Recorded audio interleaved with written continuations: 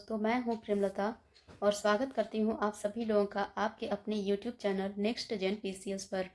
शुरू करते हैं आज के इस टॉपिक को, जिसका नाम है प्रोजेक्ट सी क्योर। कार्बन को समुद्र से अवशोषित करने वाली यह एक क्रांतिकारी परियोजना है जिससे इंग्लैंड के दक्षिणी तट पर कार्य करना शुरू किया है। जिसने अगर हम प्रोजेक्ट सिक्योर के बारे में बात करें तो यह पूर्ण रूप से यूनाइटेड किंगडम द्वारा वित्त पोषित है और यह एक लघु स्तरीय पायलट प्रोजेक्ट है। इसका उद्देश्य यह पता लगाना है कि क्या समुद्री जल से सीधे कार्बन को अवशोषित करना वायुमंडलीय CO2 के स्तर को कम करने का एक किफायती और प्रभावी तरीका हो सकता है। कार्बन कैप्चर के पारंपरिक तरीकों के तहत उत्सर्जन के स्रोत पर ही कार्बन को कैप्चर करने का प्रयास किया जाता है या फिर सीधे हवा से CO2 के पृथक किया जाता है। वहीं सी क्योर प्रोजेक्ट के तहत महासागरों से कार्बन अवशोषित करने का प्रयास किया जाता है, क्योंकि महासागरों में कार्बन की मात्रा वायुमंडल की तुलना में 150 गुना अधिक होती है। आइए देखते हैं प्रोजेक्ट सी क्योर को और विस्तृत रूप से।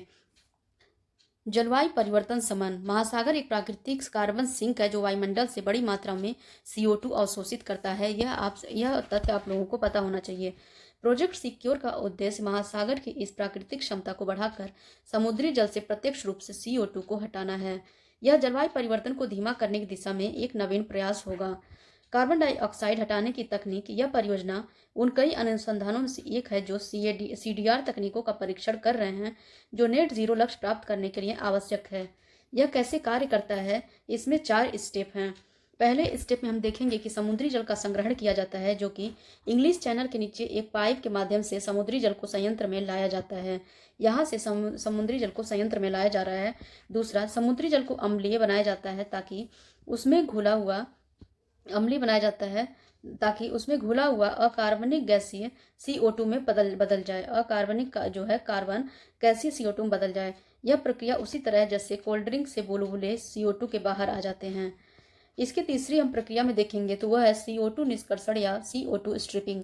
अम्लीकृत जल को एक विशेष उपकरण सी वाटर स्ट्रिपर से गुजारा जाता है, जहां अधिकतम वायु संपर्क करवाकर CO2 को बाहर निकाला जाएगा। स्टेप 4 में हम देखेंगे कि निकली हुई CO2 को प्राकृतिक अवशोषकों जैसे जले हुए नारियल के छिलके द्वारा अवशोषित किया जाता है। इसके बाद इसे एकत्र कर संग्रहित किया जाता है। इस परियोजना में प्राकृतिक और पर्यावरण अनुकूल पदार्थ जैसे कि जले हुए नारियल के छिलके का उपयोग CO2 अवशोषण के लिए किया जा रहा है, तो इससे प्रकृति को तो नुकसान नहीं ही होगी। दूसरा हमारा महत्वपूर्ण टॉपिक है वो है थैलेट्स। थैलेट्स क्या होता है? एक प्रकार का रासायनिक यौगिक है जो मुख्य रूप से प्लास्टिक को मुलायम, लचीला और टिकाऊ बनाने के लिए किया जाता है। हम घरों में जो बर्तन प्लास्टिक के यूज करते हैं या प्लास्टिक ऐसे बहुत सारे हम वस्तुओं को यूज कर रहे हैं जिसमें थैलेट्स का उपयोग हुआ होता है, जिसकी वजह से थैलेट्स किसी न किसी रूप में हमारे शरीर के अंदर प्रवेश कर जा रहा है और इससे अनेक तरह की बीमारियों का जन्म हो रहा है। वैज्ञानिक रूप से इन्हें आर्थोथैलेट्स भी कहा जाता है, लेकिन इन्हें आमतौर पर प्लास्टिसाइजर भी कहा जा रहा है। ये कैसे होते हैं? तरल होते हैं, गंधहीन और तेल युक्त होते हैं। उपयोग किन किन क्षेत्रों में होता है तो देखें हम।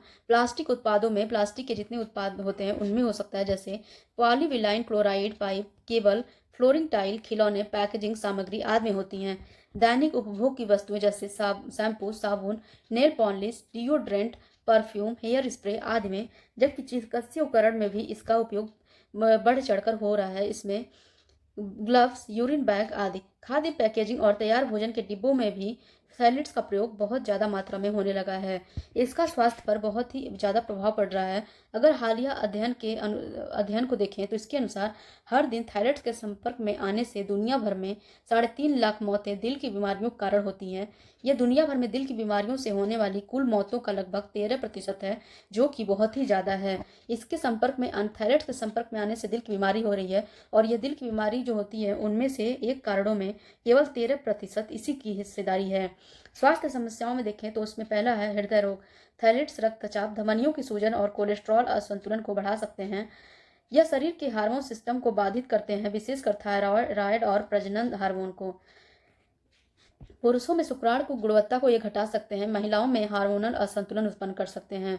कुछ थैलेट्स को संभावित कार्सिनोजेन माना जाता है, यानी कि कैंसर का एक कारण माना जाता है। बच्चों के मस्तिष्क विकास, व्यवहार और हार्मोन संतुलन पर भी ये प्रभाव डालते हैं। पर्यावरणीय प्रभाव भी इनका बहुत ही नुकसानदायक है। थैलेट्स पानी और मिट्टी में मिलकर प्रदूषण फैलाते हैं। जलीय जीवन भी इसके विषय में भी इसका विषैला हम प्रभाव देख सकते हैं। इसके समाधान के लिए हम यूरोपियन यूनियन और यूएसए में कई थैलेट्स पर प्रतिबंध लगाए हैं, विशेषकर बच्चों के उत्पाद पर, जैसे खिलौने। भारत में चिकित्सा उपकरणों और खाद्य पैकेजिंग में थैलेट्स के प्रयोग को सीमित करने की दिशा में अभी कदम उठाए जा रहे हैं। अभी तक इस दिशा में कोई प्रयास अब किया नहीं गया है, लेकिन अब आगे इसके प्रयास किए जा रहे हैं। अगर इसके वैकल्पिक समाधान को देखें तो जैव आधारित प्लास्टिसाइजर या साइट्रेट या एडिपेट्स का प्रयोग इसके एक वैकल्पिक रूप में हम कर सकते हैं। थैलेट्स को छोड़कर थैलेट मुक्त उत्पादों की पहचान के लिए थैलेट फ्री लेबलिंग को बढ़ावा देना चाहिए। आज के करंट अफेयर का ये टॉपिक यहीं पे समाप्त करते हैं। धन्यवाद। पढ़िए और याद रखिए, एग्ज़ाम के पर्पज़ से ये काफ़ी महत्वपूर्ण टॉपिक हैं, तो इनका नोट्स भी आप बनाते चलें। तब तक के लिए धन्यवाद। जय हिंद।